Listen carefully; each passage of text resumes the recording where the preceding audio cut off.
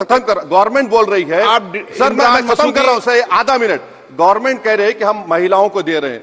मुझे यकीन है कि आप बिल्किस बानो को और जकिया जाफरी को मेंबर बनाएंगे, मुझे यकीन है।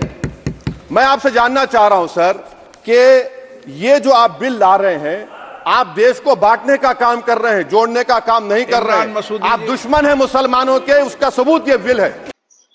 वक्फ बोर्ड के पास 9,40,000 एकड़ जमीनों का मालिकाना हक है, यानी कि रेलवे और सशस्त्र बलों के बाद तीसरे नंबर पर वक्फ बोर्ड ही आता है, जिसके पास इतनी बड़ी जमीन है। लोगों का आरोप यह भी है कि राजनीतिक हस्तक्षेप के कारण वक्फ बोर्ड निष्पक्ष रूप से कार्य नहीं कर पा रहा है। उत्तर प्रदेश में जमीनों का सबसे अधिक संपत्ति उत्तर प्रदेश में है। आपको यह भी मानना पड़ेगा कि ये सभी आरोप हैं। अगर आरोप सिद्ध जब तक नहीं होते तब तक कोई भी अपराधी नहीं होता। ठीक उसी तरीके से वक्फ बोर्ड के ऊपर ये आरोप है, लेकिन बीच बीच में समय समय पर ऐसे विवाद कई उठते आए हैं कि वक्फ बोर्ड ने निजी संपत्तियों पर भी अपना दावा ठोक दिया। वक्फ बोर्ड अगर कह दे कि ये जमीन मेरी है, वक्फ बोर्ड की है, तो उसका विवाद किसी न्यायालय में नहीं सुलझाया जा सकता। जैसे कोई विवाद उत्पन्न होने पर हम लोग न्यायालय की शरण में जाते हैं, कोर्ट की शरण में जाते हैं, वहां नहीं जा सकते। यहाँ पर उन्हीं की अदालत है, उन्हीं का कानून है। तो ऐसा भी कहा जाता है कि इनका अपना निजी कानून होने की वजह से हमें न्याय नहीं मिल पा रहा है। तो पारिदा वक्फ बोर्ड की कार्यप्रणाली में पारदर्शिता लाने के लिए सरकार ने ही इसीलिए ये कदम उठाए हैं। वक्फ बोर्ड की कार्यप्रणाली में पारदर्शिता लाने के लिए सरकार ने ये कई कदम उठाए हैं, जिसके चलते 8 अगस्त 2024 को संसद में बिल पेश किया गया था, लेकिन विपक्ष के हंगामे के कारण ये बिल पास नहीं हो पाया और इसे जेपीसी के समक्ष भेज दिया गया। इसके चलाने में सहयोग करें, पोस्टरबाजी नहीं करें। मैं जिन पर पोस्टरबाजी करेंगे उनके खिलाफ कार्रवाई करूंगा। मैं फिर निवेदन कर रहा हूं, आप पोस्टर लेकर सदन में नहीं आएंगे। सदन में लेकर पोस्टर आएंगे तो मैं माननीय सदस्य कार्रवाई करूंगा। और अब ये संसद का दूसरा चरण चल रहा है। उम्मीद करते हैं कि 8-10 दिन में ही ये बिल, संशोधित बिल संसद में पेश कर दिया जाएगा। ये बिल जो इंट्रोड्यूस हो रहा है, ये अध्यक्ष महोदय बहुत सोची समझी राजनीति के तहत हो रहा है। अध्यक्ष महोदय, जब लोकतांत्रिक तरीके से चुने जाने की पहले से प्रक्रिया है, तो उसको नॉमिनेट क्यों किया जा रहा है? वहीं जहां अन्य धार्मिक जो मसले हैं, बॉडीज हैं, उनमें कोई गैर बरादरी का नहीं आता है। मान लीजिए वक्फ बोर्ड में गैर मुस्लिम को शामिल करने का औचित्य क्या बनता है? और अध्यक्ष महोदय, इतिहास के पन्नों को अगर हम पलटें, अगर आप जिला अधिकारी को सब ताकत दे देंगे, उन इतिहास के पन्नों को मैं नहीं पलटना चाहता हूं कि एक जगह पर एक जिलाधिकारी महोदय ने क्या किया था, उसकी वजह से आज और आने वाली पीढ़ी तक को भी सामना करना पड़ा। मनमाने ढंग से काम करने वाला वक्फ बोर्ड, उसके नियमों में बदलाव लाने के लिए सरकार ने कड़ा फैसला कर लिया है। सरकार अब ये समझती है कि अगर वक्फ बोर्ड के ऊपर नकेल नहीं कसी गई कानूनी धाराओं के द्वारा, अगर नकेल नहीं कसी गई तो नियमों की ये धज्जी उड़ा के रख देते हैं वक्फ बोर्ड के आला कमान अधिकारी। वक्फ बोर्ड बिल के नियमों में संशोधन लाने के लिए सरकार ने कड़ा फैसला कर लिया है। संसद का ये दूसरा चरण चल रहा है। आने वाले दिनों में नया संशोधित बिल विधायकों के सामने पेश कर दिया जाएगा, जिसकी खिलाफत विपक्षी पार्टियां कर रही हैं। ऐसी आ रही है कि आने वाले दिनों में कभी भी ये बिल पेश किया जा सकता है संसद में। बहुत लोगों को शायद इस बात का अंदाजा नहीं होगा कि वक्फ बोर्ड है क्या। वक्फ बोर्ड वो चीज है, वो संस्था है, ये वो सरकारी उपक्रम है जो एक स्वतंत्र रूप से अपना कार्य करती है। वक्फ बोर्ड अगर कह दे कि ये मुंबई उसकी है, ये जमीन उसकी है, तो उसके ऊपर कोई भी विवाद सुलझाने के लिए कोर्ट में आप नहीं जा सकते। उनकी अपनी अदालत है, लखनऊ में जिसका कार्यालय है, हेड ऑफिस है उनका, मुख्य कार्यालय, और सारे फैसले वहीं लिए जाते हैं, वो भी इन्हीं के सदस्यों के द्वारा।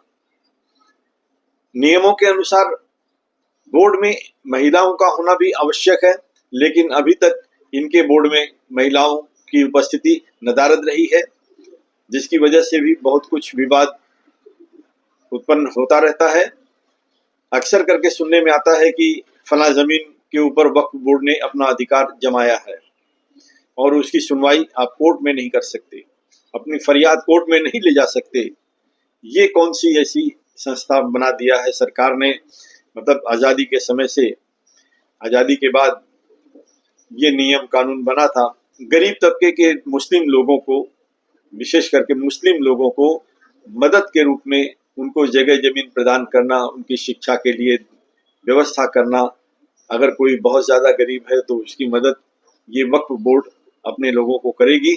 ऐसी व्यवस्था इस वक्फ बोर्ड को दी गई थी, जिसके लिए वक्फ बोर्ड को समय समय पर बहुत सारे लोग अपनी जगह जमीन जायदाद वक्फ बोर्ड को दान कर दिया करते थे या करते हैं अभी भी।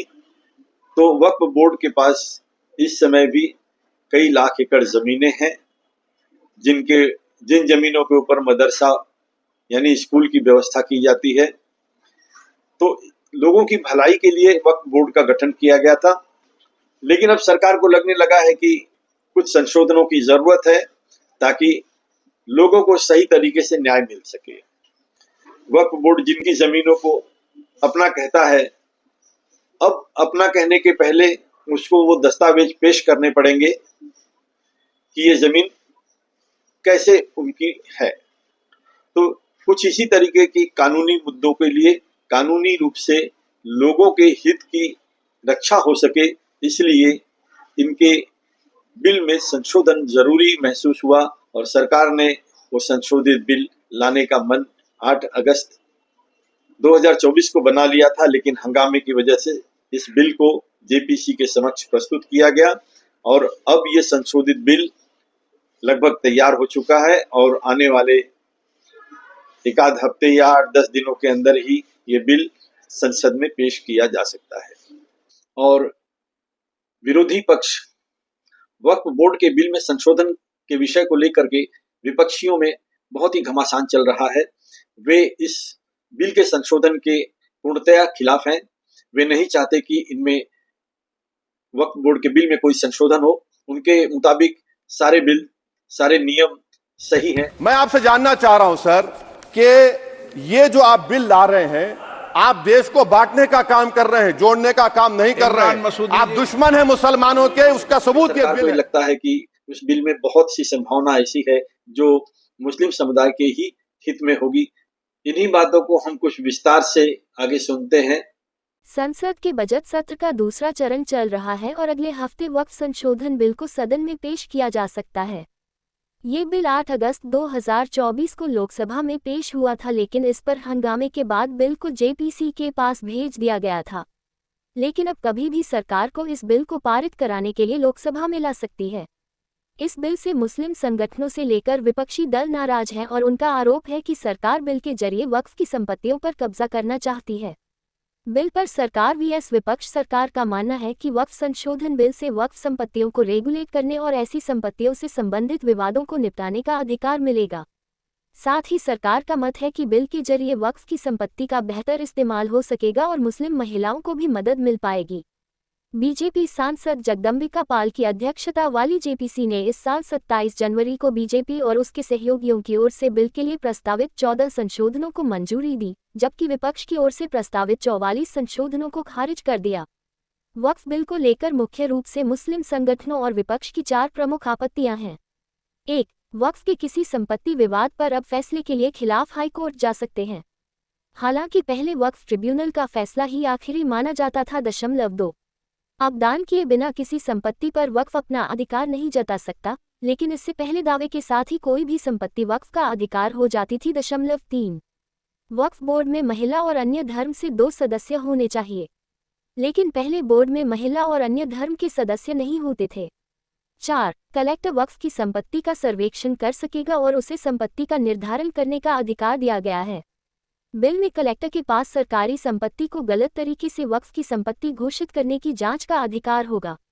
हालांकि इसे लेकर जेपीसी ने सिफारिश की थी कि कलेक्टर से बड़े रैंक के किसी अधिकारी को इस काम में लगाया जाए जिसे राज्य सरकार नामित करेगी। वहीं वक्फ की संपत्ति का 6 माह के भीतर पोर्टल पर रजिस्ट्रेशन जरूरी होगा। इसे लेकर जेपीसी ने मांग की थी कि सही कारण होने पर समय सीमा बढ़ाई जाए। इसी तरह बिल में प्रावधान है कि वक्फ संपत्ति नोटिफाई होने के 15 दिन में पोर्टल पर अपलोड करना होगा। इसे लेकर जेपीसी ने समय सीमा को 90 दिन तक बढ़ाने की सिफारिश की है।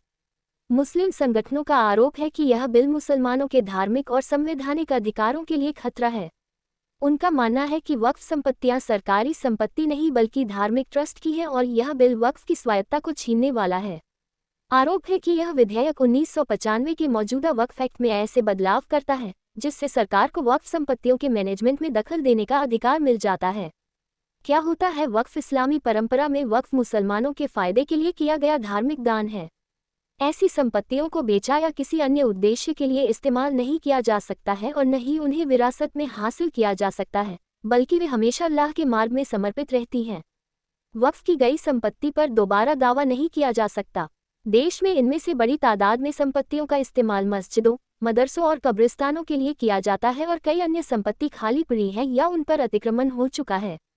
ये भी पढ़ें, वक्फ बिल के खिलाफ आर पार, आज से जंतर मंतर पर मुस्लिम पर्सनल लॉ बोर्ड का प्रोटेस्ट। फिलहाल ये सारी वक्फ संपत्तियां वक्फ एक्ट 1995 के अधीन हैं, जो उनके मैनेजमेंट और प्रशासन के लिए राज्य स्तरीय बोर्डों के गठन को अनिवार्य बनाता है। इन बोर्डों में राज्य सरकार के नॉमिनेट मेंबर, मुस्लिम विधायक, राज्य बार काउंसिल के सदस्य, इस्लामिक स्कॉलर और वक्फ संपत्तियों के प्रशासक शामिल होते हैं। बोर्ड पर 9 लाख एकड़ जमीन। सरकार के मुताबिक वक्फ बोर्ड भारत में सबसे बड़े भूस्वामियों में से एक है। देश भर में कम से कम 8,72,351 वक्फ संपत्तियां हैं। इसी तरीके की जानकारी के लिए हमारे और भी वीडियो को आप देखना अगर चाहते हैं तो आप मेरे चैनल को सब्सक्राइब करें और कमेंट भी करें कि आपको ये वीडियो कैसा लगा।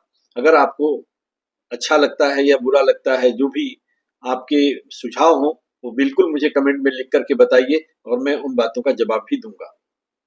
तो मिलते हैं अगले वीडियो में, तब तक के लिए जय हिंद, जय भारत।